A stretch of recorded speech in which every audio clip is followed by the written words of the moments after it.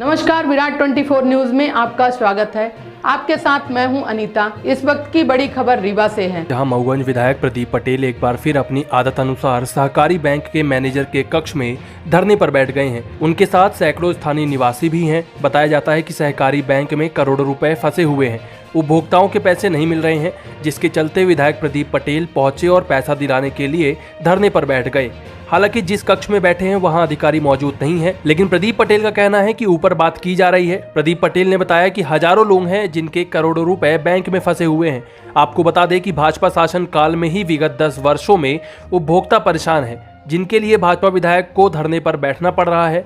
खासकर प्रदीप पटेल अक्सर कार्यालयों पर धरने पर बैठकर अपना काम करवाते हैं। अब आप समझ सकते हैं कि जब विधायक का यह हाल है, वह भी सत्ताधारी पार्टी का, तो आम जनता का काम कैसे होता होगा। इसके पहले चाहे सड़क पर धरना देना पड़ा हो, बिजली विभाग के कार्यालय में हो या अन्य जगह, विधायक प्रदीप पटेल गांधीवादी तरीके से अपना काम करवा लेते हैं। आपको सुनाते हैं प्रदीप पटेल का पूरे मामले को लेकर क्या कहना है और बैंक प्रबंधन पूरे मामले को लेकर क्या कहता है।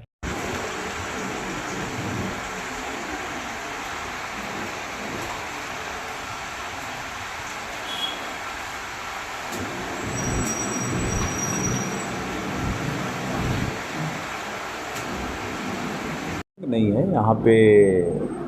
ये बैंक में कुछ लोगों का पैसा जमा है, एफडी। वो लोग यहाँ आए हुए हैं, हमारे क्षेत्र के हैं, इसलिए मैं यहाँ पर उनके समर्थन में। उनके कितने साथ। लोग हैं और कितना पैसा? वैसे तो ये बहुत बड़ी संख्या है, लगभग मुझे लगता है ये 10 करोड़ से ऊपर की राशि है और संख्या है लगभग। एक जगह पे बचत खाते में 2732 लोग हैं और एफडी में 623 लोग हैं, यानी लगभग ये मान लीजिए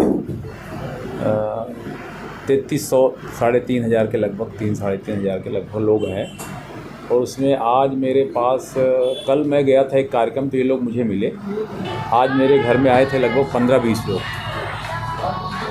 उनसे मैंने बोला कि भाई मैं ऊपर बात करता हूँ, आप लोग चलो। तो वो लोग यहाँ आए थे, मैं भी आया हूँ। बातचीत अधिकारी लोग कर रहे हैं, कोई रास्ता निकालेंगे। क्या मांग क्या है इनकी? क्या मांग? इनका ये है कि मेरा पैसा मिल जाए, क्योंकि किसी के घर में शादी है, 10-10 साल से पैसा मिल नहीं रहे। पैसा एफडी टूट करके खातों में डाल दिए, खाते में मिलेगा फिर भी नहीं मिल पाया।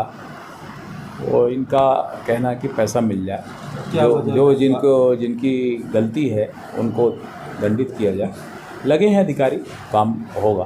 सुबह बैठे हैं? मैं 1 बजे आया, सुबह से बाकी पब्लिक बैठी है, सुबह से ज़रूर मैं 1 बजे से आया हूँ। यही अधिकारियों से बातचीत चल रही है।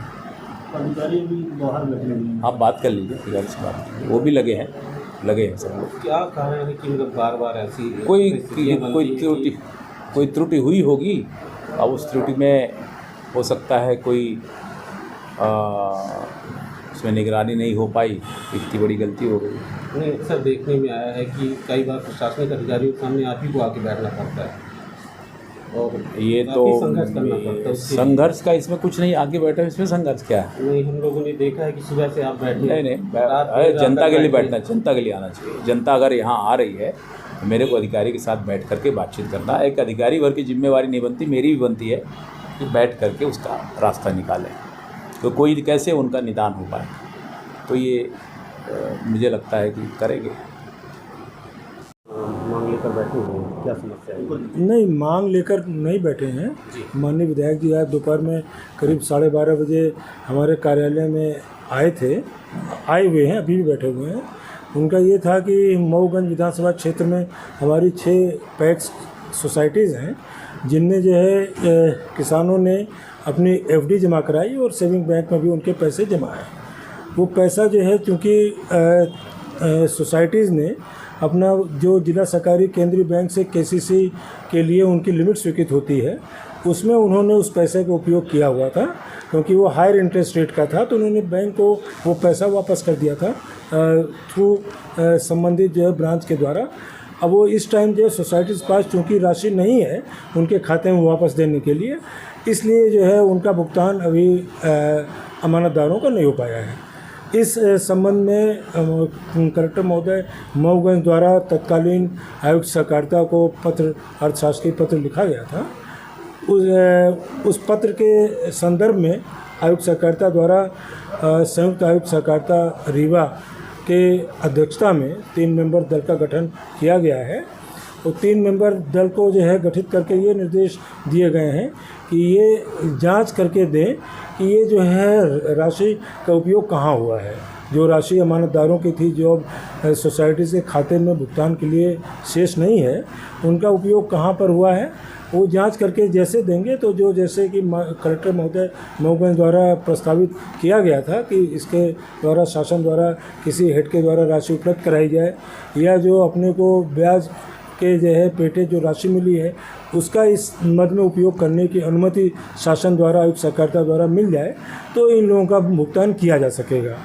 तो जांच दल द्वारा मैडम JR द्वारा जांच जो है प्रारंभ की गई है। इस संबंध में जांच पूर्ण होने में 8-10 दिन का समय लगेगा, क्योंकि खाते बहुत ज़्यादा हैं, 2,500-3 हज़ार किसानों खाते हैं। तो ये देखना पड़ेगा कि ऑथेंटिक रूप से सबकी FD देखनी पड़ेगी, रिकॉर्ड देखना होगा, और साथ साथ वो पैसा कहाँ जमा किया है सोसाइटी ने और क्या उपयोग उसका हुआ, इसका भी वेरिफिकेशन बिल और वाउचर से करना पड़ेगा। कितनी राशि होगी? कितनी राशि? 10 करोड़ है, सभी बैंक ये कुल जो है, जैसे GMCCB ने अभी आपके सामने चर्चा में बताया कि 10 करोड़ के आसपास इन सोसाइटी की कुल राशि होगी, 10 करोड़ के आसपास। तो जैसे ही जांच दल अपनी रिपोर्ट दे देगा, यथाशीघ्र शासन से जैसा कुछ भी अपने को फंड्स या अनुमति मिल जाएगी ब्याज अनुदान को उपयोग करने की, तो भुगतान प्रारंभ कर दिया जाएगा। ये राशि वापस हो गई कि किसी ने निकाल ली? नहीं, किसी नहीं, ना कोई फर्जी भुगतान हुआ है, ना किसी ने राशि निकाली है।